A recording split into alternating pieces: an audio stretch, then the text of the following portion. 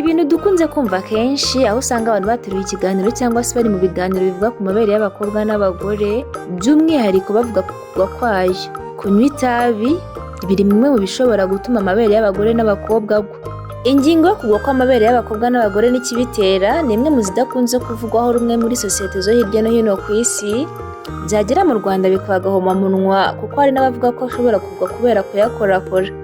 Ndagusuhuje kandi nkuhaye ikaze aho uhisemo kubana natwe, aho tugiye kubana mu tuntu n'utundi hano kuri Media Empire. Nk'uko dutangiye tubivuga, tugiye kwibanda cyangwa se tugiye kuvuga ku bijyanye no kugwa kw'amabere y'abakobwa n'abagore, aho usanga abantu batabivugaho rumwe.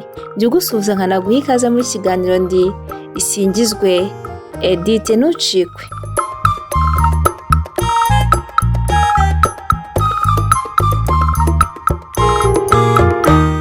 Kimwe n'izindi ngingo z'umubiri, amabere y'abagore n'abakobwa agaragaza impinduka nyinshi kuva mu gihe cyo gukura, igihe cyo gutwita kugeza no ku myaka yo gusaza.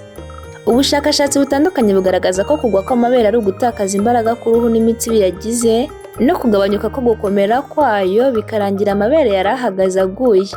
Mu bushakashatsi bwiswe Breast and Ptosis Causes and Cure bwanditswe mu kinyamakuru Annals of Plastic Surgery, bwagaragaje ko kugwa kw'amabere bituruka ku bintu byinshi birimo imyaka, ingano y'umubiri, gutwita ndetse no kubyara.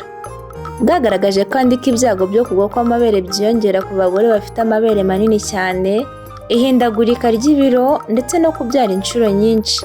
Ubu bushakashatsi kandi bugaragaza ko kimwe mu byo abantu batazi harimo ko n'itabi rigira uruhare mu gusaza k'uruhu, kuko rigabanya imbaraga zarwo bikaba byatuma uruhu rw'umugore rucika intege, byagera ku rwo ku mabere bigatuma agwa.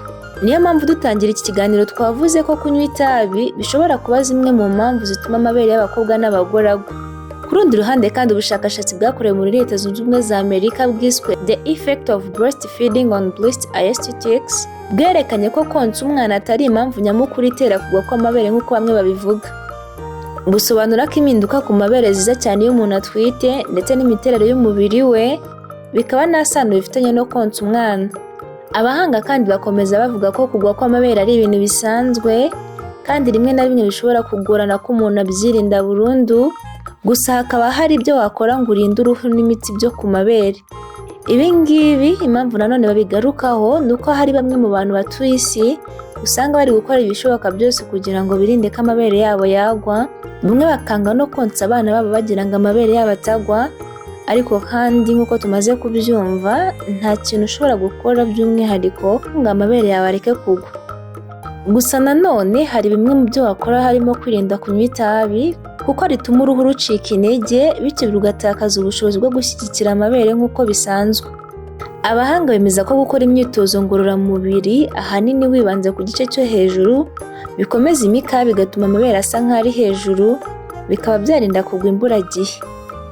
Ikindi bashimangira cyane ni uko umuntu yagira ibiro bihamye akanambara imyambaro ifata amabere mu gihe ari gukora imyitozo kuko bifasha uruhu kugumana ubushobozi rusanganywe. Bitandukanye n'ibikunze kuvugwa mu gihugu cy'u Rwanda, naho ubushakashatsi bwagaragaje ko gukora ku mabere y'abagore cyangwa umukobwa bishobora gutuma agwa.